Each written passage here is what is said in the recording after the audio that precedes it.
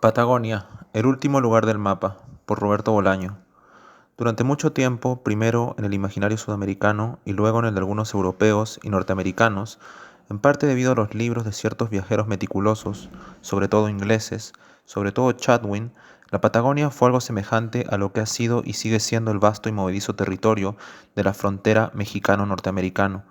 En vez de desierto, pampa; en lugar de pueblos dormidos al sol, caseríos batidos por el viento y por las lluvias australes; en vez de una masa de gente extraña que entona canciones extrañas, unos pocos habitantes y un silencio casi ininterrumpido. En cualquier caso, tanto la frontera mexicana como las provincias que conforman el territorio de la Patagonia constituían, junto con la selva, el último lugar, el lugar sagrado del individuo, el sitio a donde se va únicamente a morir o a dejar que el tiempo pase, que viene a ser casi lo mismo. La selva, tal vez por la profusión de mosquitos y por las enfermedades inherentes, ha pasado de moda. Los viajeros, incluso los viajeros terminales, quieren morir, pero quieren morir en paz. Es decir, quieren morir mecidos y arrullados por una estética determinada que excluye. De más está decirlo, el dengue, las fiebres, las molestas picadas y las aún más molestas diarreas. La frontera y la Patagonia, en este sentido, exhiben ofertas inmejorables: tequila, cocaína y mujeres en la frontera norte, mate, buena carne a la brasa y unas temperaturas dignas de cualquier filósofo escolástico en el extremo sur. Uno va a la Patagonia, pero también uno huye a la Patagonia. La literatura sobre este tipo de huidas no solo es anglosajona. El protagonista de Sobre héroes y tumbas de Ernesto Sábato, al final de la novela, cuando todos los sueños han caído y parece abocado a la destrucción, decide subirse a un camión y emprender el viaje al sur. Otros escritores han seguido la indicación de Sábato. De hecho, el viaje a la Patagonia ya hace tiempo que trascendió los márgenes de la literatura.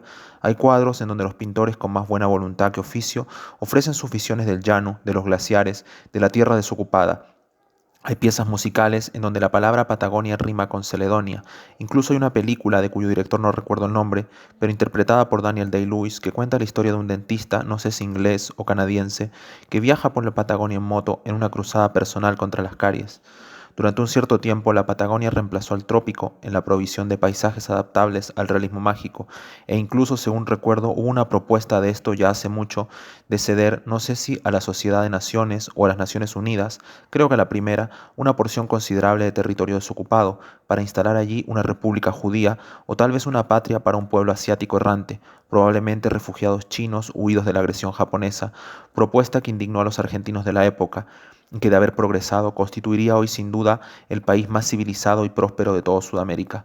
Raíz nominal: ¿de dónde viene el nombre Patagonia? Pues de sus primitivos pobladores, los patagones, quienes fueron descritos por los descubridores españoles como gigantes, añadiendo que estos gigantes además tenían unos pies enormes, mayores de los que cualquier europeo, algo no del todo absurdo si previamente se ha dicho que son gigantes. Los primeros en verlos, y se dice que no solo los primeros, sino también los últimos, fueron los bravos marinos de Magallanes, empeñados en dar la vuelta al mundo, algo que finalmente y tras muchas penalidades consiguieron, dejando tras de sí más de la mitad de la tripulación muerta por enfermedades, falta de comida y de agua e insolaciones varias.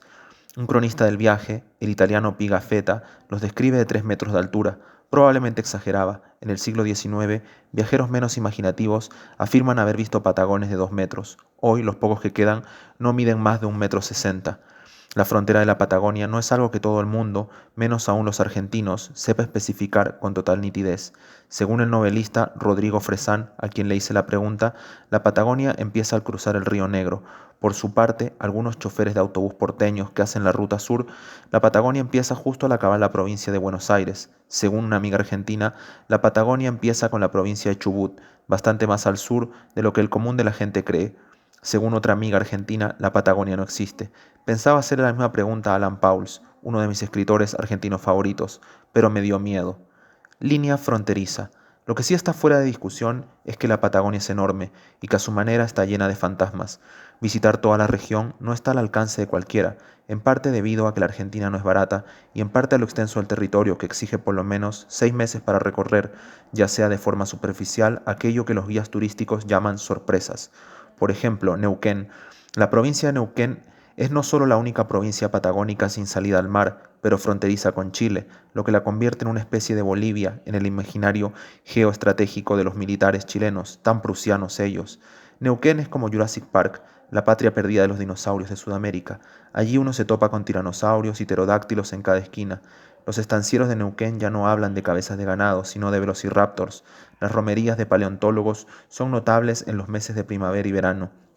El turista generalmente se desplaza en avión y hace bien, pero lo más recomendable para viajar a la Patagonia es hacerlo pidiendo autostop. Digamos, uno puede viajar en autobús hasta Choel o en avión hasta Bahía Blanca, pero a partir de ese momento hacer autostop. Así al menos viajaron los argentinos pobres de la década de los 60 que no pudieron hacerlo a Europa, y así viajan todavía algunos indios patagones cuya curiosidad o alguna diligencia inaplazable los llevó a la capital o a esa ciudad siniestra que Bioy ponderó en su ancianidad, llamada La Plata.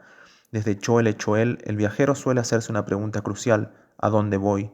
Para internarse en la Patagonia hay dos rutas que ofrecen dos paisajes bien distintos. O uno va hacia Bariloche o uno va hacia Puerto Madryn. En Bariloche, lo que el desprevenido turista encontrará será la cordillera de los Andes y una legión de esquiadores, fanáticos de la nieve, con la piel perfectamente bronceada y graves problemas de orden psicológico y sexual que se alojan en el Hotel Yao Yao, un establecimiento de los años 40 con un vago aire a hotel de aguas termales. En Puerto Madryn, por contra, verá el Océano Atlántico, que en esas latitudes tiene un color, aunque esto depende de la fecha, claro, decididamente horroroso, como de animal o pellejo de animal descompuesto, como de curtiduría abandonada, aunque el mar como siempre huele bien, y desde allí uno puede visitar la península Valdés, que cierra por el norte el Golfo Nuevo, o aún mejor, salir de Puerto Madryn y dirigirse a Trelew y a Rawson, que están muy cerca y en donde se puede escuchar de madrugada si uno encarama a cierta roca en el campo llamada la roca de Yanquetruz, los viejos que trae el viento de ambas ciudades y que vagamente hablan de jóvenes reclutas, de jóvenes prisioneros, de mareos y de piaras de cerdos. Cruce de caminos. Después de escuchar esto, lo mejor es largarse en el primer autobús de Trelew y también de Rawson. Aquí el infatigable viajero, sin embargo, se le presenta otra disyuntiva: o coger la ruta hacia el oeste, hacia la cordillera, hacia Trevelín y Esquel y visitar Leleque y el Maitén, los pueblos cordilleranos de la provincia de Chubut, pasando por el Parque Nacional de los Alerces o por el Parque Nacional del Lago Pueleo, e incluso, si el viajero es más curioso del usual, cruzando el paso Cochamo y asomándose sin saber muy bien por qué ni para qué a Chile, o bien seguir la ruta hacia el sur, en dirección a Comodoro Rivadavia y hacia los bosques petrificados. Al sur de los bosques petrificados puede pasar cualquier cosa.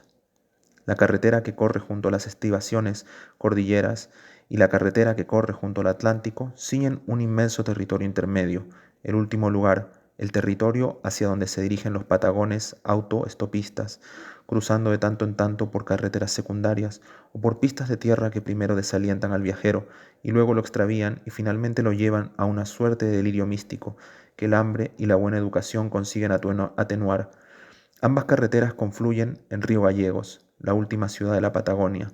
Más abajo, cruzando el estrecho de Magallanes, se encuentra la Tierra de Fuego argentina y chilena, pero eso ya es otra historia.